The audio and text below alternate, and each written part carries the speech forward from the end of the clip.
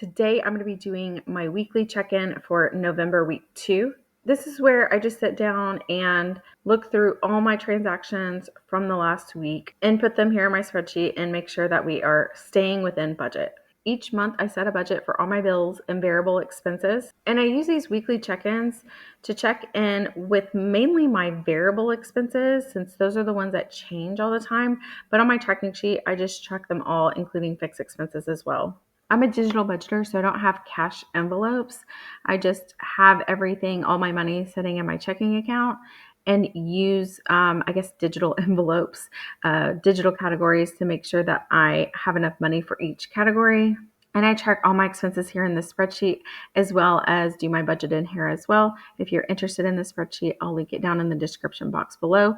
But I'm going to go ahead and jump into this weekly check-in. This check-in is from November 10th until November 16th. It is 7 days, a full 7 days this time. Since I just do these weekly check-ins 4 times a month, there's always one week that has more than 7 days, and that was my week 1, which surprisingly, if you watch my week 1 check-in, I did pretty good with the first week. Again, it's because I was just so busy with work and everything and the kids. So again, this one ranges from November 10th to the 16th, and it is the full 7 days. So, or only just the 7 days, I guess I should say. So all I'm going to be doing is just looking at my expense tracker and then my weekly check-ins, checking in with those variable expenses on the right. So let me go ahead and zoom in so we can see. And let me know in the comments below if you can see this or if it's blurry to you. I usually wear glasses, so everything is a little blurry for me in general. But sometimes when I watch these back, I feel like they're just really blurry. But I don't know. Let me know if you can see this clearly. I might do this. I know when I do it on my work computer, it's very clear. But sometimes when I do it on my personal computer, because it is so old, it just looks blurry to me. But I might start filming these on my iPad if that's easier and more clear. So yeah, let me know. So far on my expense tracker, these are my expenses from the first week of November. I had tons of expenses on the first day of the month, but then after that, I really didn't have that many expenses. And for this next week, I only have 4 transactions that I'm going to be talking about today. And again, I think it's just because I've been so busy with work. I get a week off for Thanksgiving break. I am a teacher, so we usually get a lot of holidays off, but anytime before breaks, I feel like I have to get so much stuff done because I know I'm going to be gone for a week. And if I leave it and I don't get it done, then I'll probably forget about it, or I'll just feel super overwhelmed whenever I get back. So I like to get everything done. When I'm talking about everything done, all my paperwork done, my to-do list, all my emails read, everything graded, everything, ready to go whenever I get back. It's a lot. The same thing, if I ever take a day off of work, it is a lot of work that I have to do just to take a day off. That's why I don't like taking days off. It's probably the only profession where, or maybe it's not the only profession, but in my experience, in my job experience, the careers that I had, I don't remember having to prep so much whenever I have a day off. Usually you call in sick and that's all you have to do. But instead I have to create lessons that kids can do without me there. And I know I should probably already have these ready, but whenever you're in a specific unit, you want what you're leaving for them to relate to that specific unit.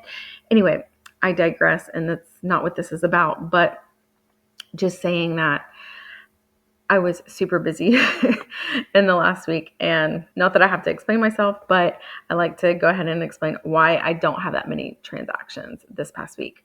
And I don't know if I've ever mentioned this in a video before, but I am a high school English teacher, and majority of my course load or my coursework in my class is writing assignments. So I am grading a lot of essays for the most part. That is the main thing that I grade. So there's a lot of reading on my part and a lot of feedback I have to give. So that's why it just takes so much time. And a lot of my job I do outside of my contract hours, which I try not to, and I really have gotten better at, but it's just something I'm still trying to balance. So let's actually talk about my expenses this week. Again, I only have 4 transactions, and that's all I'm going to talk about today because that is all we have. So the first transaction for this past week was on the 13th. And again, I said this started on the 10th, so I technically had a no spend day on November 10th, 11th, and 12th. And then on November 13th, I went to Jack in the Box. I don't think this was dinner. Usually, or the previous week, I had gotten dinner at Jack in the Box, but this was actually just more of like a snack to hold me over because I was starving after work. So I got my daughter and I a snack. Well, I got me a snack and I got her dinner technically. I think I just had packed a light lunch this day, so that's why I was so hungry after work. And honestly, I probably had made it a habit the week before, so that's why I probably was craving it the next week. My next expense this past week was on the 15th, and again, 14th, on November 14th, that was also a no spend day. On the 15th, I had diaper wipes on a subscription each month, and it came out this week, which is great because we needed some, and that was $14.53, and that went under the kids category. The third expense on the same day was an order that I made to a beauty product company or a skincare company called Paula's Choice. I usually get this one specific product there, so I usually like to get this product whenever they're running a sale. They were running a promotion at the time. I think everything was 20% off. So when I was looking to get that, they had some other promotions going on. So I took advantage of those. So we have a 14-year-old and 11-year-old. They are really into skincare right now. Not that they do anything crazy, but they like to, wear the little face mask, and they like to wear the little headband and just do a little pampering. So I decided to get them some skincare products here. They had a sale running on some face wash and some moisturizer. So I just got them a bunch of little goodies from there as well as me some other products that I usually don't get that I have gotten before I had kids. So I went ahead and got all those. So the full cost of that was $123.46, and technically a lot of this is going to be gifts because I'm just going to put it in their stocking stuffers. So I have been cash stuffing my Christmas sinking funds, but I have not pulled from that yet. And this was technically my first Christmas purchase of the year. So I'm just going to cash flow it out of our regular budget right now until I finish those sinking funds and be able to pull for that, which will be pretty soon, like in the next few weeks. So anyway, put that under our beauty category. I'm going to go over in this category. I might come back and change it after I pull from our Christmas sinking fund and use that money for that. But for now, I'm just going to leave it like that. And then our final purchase or expense for this past week was just our utility bill for water, and that was $73.29, and that went under our standard fixed expense, which technically I thought I got the bill for, but I think I'm not doing something right. I think I'm not counting. There's a fee or surge charge I'm not counting for because technically I'm under budget or over budget there by $2.25. So I think there's a surcharge that I'm not calculating into that expense. So I'm going to have to check into that. So that is all of our transactions for the second week of November. And technically we did have a no spend day for November 16th as well. So let's go over to the right and look at our check-in for week 2. So for our food category, we had $530.07 remaining from the first week, or left from the first week. We spent $11.33, and usually we would have a HelloFresh order come out this week, but we did not have it come out because I paused it. So I had our so what happens is our HelloFresh gets charged on Tuesday, and then I usually get it on the weekend for the next week, if that makes sense. So we're a week ahead as far as like when the payment comes out and when we get it. So Tuesday, whenever the payment would have came out on this week, we would have got the order this coming weekend and had it for technically the Thanksgiving week. But since Thanksgiving week, I went ahead and paused it because not only am I going to be home and I can prep and cook meals, but we have Thanksgiving, so we'll just have tons of food. I feel like we'll have too much food in our refrigerator, if that makes sense. So I paused it for this week. So that's why this expense is super low. So for food for the remaining of the month, we have $518.74.